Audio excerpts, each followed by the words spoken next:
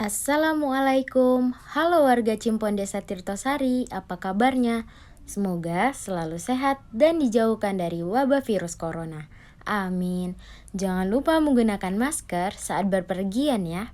Perkenalkan, kami adalah mahasiswa KKN Universitas Ahmad Dahlan ke-81 Divisi 8D2 yang ditugaskan di Desa Cimpon Tirtosari.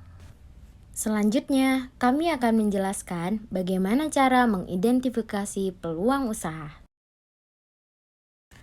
Pandemi virus corona yang sedang melanda dunia, termasuk Indonesia, telah memberikan dampak yang begitu besar pada seluruh sektor, termasuk sektor di bidang usaha. Usaha kecil yang tidak kuat bertahan bahkan harus berhenti beroperasi. Identifikasi peluang usaha merupakan salah satu determinan penting untuk memulai sebuah langkah usaha. Ketika orang lain menganggap suatu fenomena adalah sebuah masalah, maka seorang wirausaha akan menangkap hal tersebut sebagai sebuah peluang. Tahukah kalian, bantuan yang diberikan oleh pemerintah untuk program UMKM adalah sebesar 2,4 juta rupiah. Syarat yang harus dipenuhi untuk mendapatkan bantuan tersebut ialah memiliki suatu usaha menengah maupun kecil. Untuk menjadi seorang pengusaha tentu tidaklah mudah. Banyak hal yang harus dipahami serta dipertimbangkan, dan salah satunya adalah bagaimana cara mengidentifikasi atau mencari tahu potensi yang bisa dijadikan usaha. Ada beberapa cara untuk mengidentifikasi usaha. Berikut penjelasannya. 1. Kenali selera pasar. Untuk melakukan usaha, tidak dapat dipungkiri bahwa kita akan memenuhi kebutuhan konsumen. Penting untuk mengetahui kebutuhan seperti apa dan bagaimana yang sedang diinginkan atau banyak dicari oleh konsumen.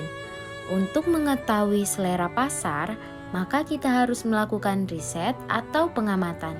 Kita bisa mengamati perilaku konsumen saat membeli, barang apa yang banyak dibeli, apa yang sedang tren dan diminati konsumen saat ini.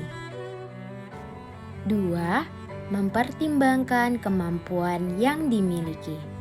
Setelah melihat fakta dan data dari pasar dan menentukan apa yang dijadikan usaha, selanjutnya melihat kembali kepada kemampuan diri. Dari mulai modal, sumber daya manusia, sampai pada tempat agar tidak menimbulkan resiko yang terlalu tinggi jika mengalami kegagalan. Jangan sampai usaha tersebut malah tidak dapat dijalankan. Yang ketiga, mempertimbangkan dukungan. Perhatikan juga dukungan berupa iklan dan promosi, karena menjadi bagian terpenting ketika suatu usaha baru dimulai. Contohnya, bisa melalui endorse atau bisa membuat spanduk, poster, atau dapat juga diberitakan dari mulut ke mulut. 4. Tanggapi permintaan konsumen. Pepatah mengatakan, pembeli adalah raja, sebab pedagang tanpa pembeli adalah sia-sia.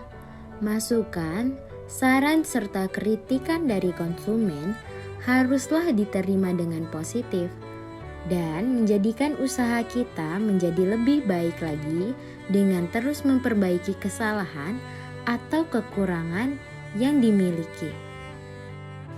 Yang kelima, pertimbangkan jangka waktu penjualan produk, karena tidak semua produk bisa laku setiap saat. Ada produk yang laku saat musiman saja, maka penentuan produk dan kapan atau selama apa produk itu akan dijual juga harus dipertimbangkan. Yang keenam, pertimbangkan kesulitan pemasaran produk. Optimis boleh, Tetapi kita juga harus memperhatikan ancaman-ancaman berupa hambatan yang ada di pasar, baik berupa promosi, harga, maupun pengusaha lainnya. Yang terakhir, pertimbangkan alternatif lainnya apabila rencana awal gagal. Dalam berusaha, tidak selalu berjalan mulus. Terkadang menemukan kegagalan. Oleh karena itu, sebelum memulai usaha, kita sudah harus menyiapkan rencana, baik rencana A, B, C, D, dan seterusnya, untuk mengantisipasi kegagalan yang lebih parah. Baiklah, cukup sekian yang dapat kami sampaikan. Semoga bermanfaat. Wassalamualaikum warahmatullahi wabarakatuh.